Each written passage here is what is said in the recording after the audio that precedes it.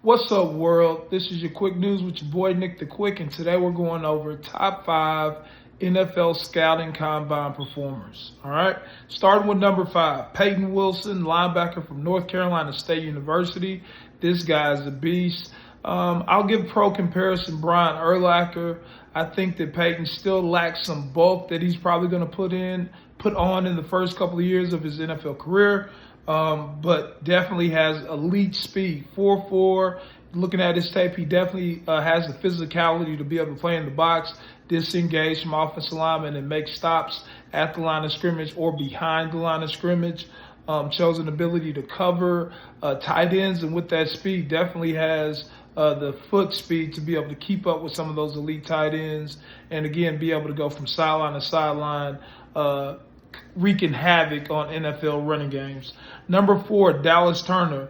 Why Dallas Turner is number 4 is because I did have him in my top 5 NFL draft prospects going into the combine. He did nothing to hurt that position as far as in my mind. Dallas Turner ran a 4.4 at the scouting combine. Again, he's an outside linebacker from Alabama, 6'4", 247 pounds.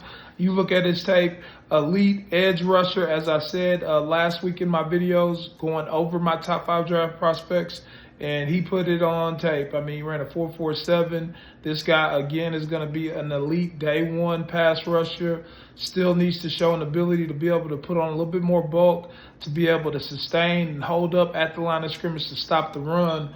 But again, that's just one aspect of it in today's league. It's probably even more imperative to have guys that can get after the quarterback, and he's definitely going to be one of the top guys able to do that coming out of this draft. Number 3, we got Braden Fisk. This is a guy that was not on my radar at all. Definitely a guy that I probably would think would be drafted. I'm not going all the way through 4 rounds of players. I'm kind of covering that first round.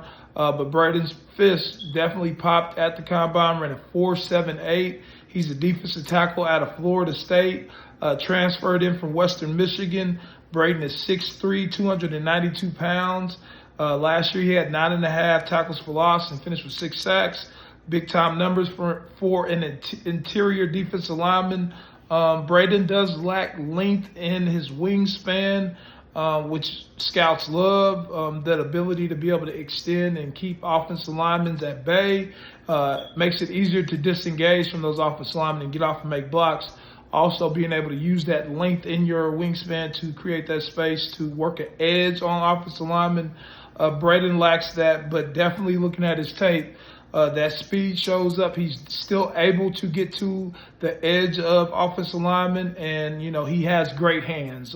They're not long arms, but he definitely is a technician and able to win against guards at the collegiate level. But we'll see. Obviously, it's going to be a little bit harder in college, but he does possess elite speed for an interior defensive lineman. Again, at 6'3", 292, 4.78 is moving. Number 2, big time combine performance. Xavier Worthy, wide receiver from Texas, set a new NFL combine record, breaking John Ross's old record, which John Ross ran a 4.22. Xavier Worthy ran a 4.21. Definitely has the tape that says he is an elite receiver. Questions about his size, being able to hold up for the duration of an NFL season. I'll go pro comparison, Devontae Smith for the Philadelphia Eagles. Both these guys were kind of brought up in Steve Sarkisian's system. Devontae obviously had a ton more success there at Alabama, winning the Heisman Trophy. But Xavier Worthy has had a very productive career at Texas.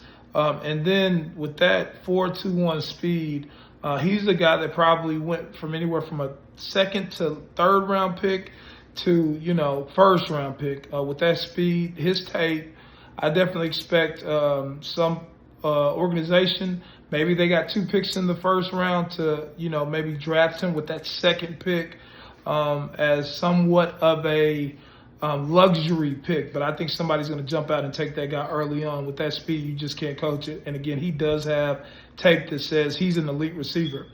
Number 1 guy that did the most for his NFL draft stock is Trey Benson.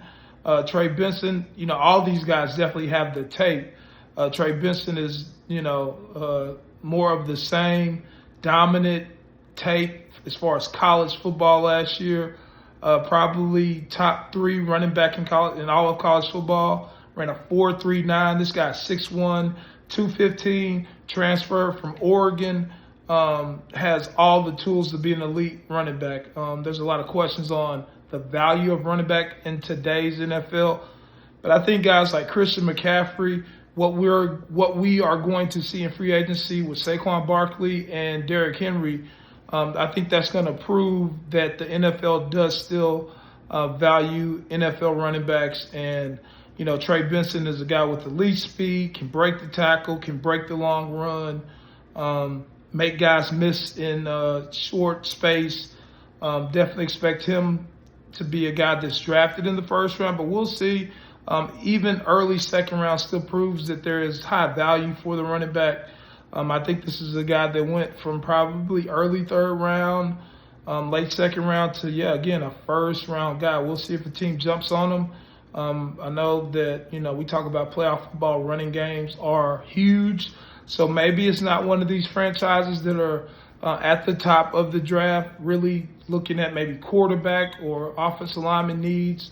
Maybe it's a team that's missing that one piece. Dare I say Dallas Cowboys. But that's all I got for today. You guys are really trying to grind from the bottom all the way to the top. Please do your part. Like, share, and subscribe. Until next time, I'm out.